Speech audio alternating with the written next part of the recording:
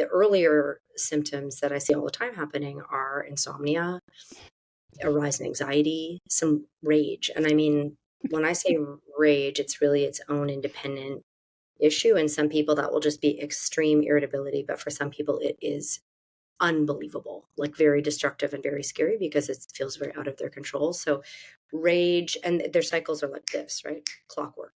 And they just have not connected because some of those changes don't just happen in the PMS zone, right? Like the few days before your period, they can happen all cycle long. So it's understandable that a lot of women don't connect it.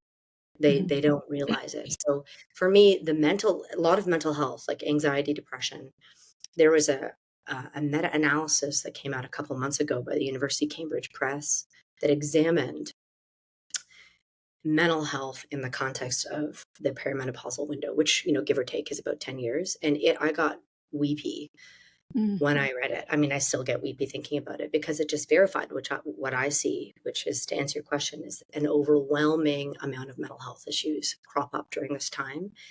And that's because when you look at the data, any woman who has a previous history of any diagnosis, whether it's generalized anxiety disorder or whether it's psychosis or major depressive disorder or bipolar, for all those people who are in remission, the chances of it coming back during this time are very high, which is extremely frightening. And what's even more interesting about this paper, this meta-analysis, is that it's evident that the regular medications that you would give for those disorders women don't respond in the same way.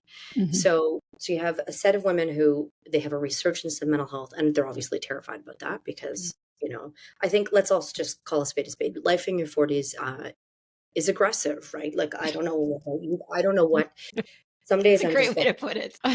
My parents are this happening, and then, my child, and then the dog, and then there's a flood, and then career. I don't even know what's happening. Yeah, and I'm trying to walk the talk and do all my self-care. Like, I don't know what the hell, but it's a lot of things are happening that we are supposed to be. So if you suddenly, have a little friend visit you, which that you thought you'd put to bed, which was your historic event with mental health, it is terrifying. But also it gets obfuscated by the fact that your life is a little bananas when you're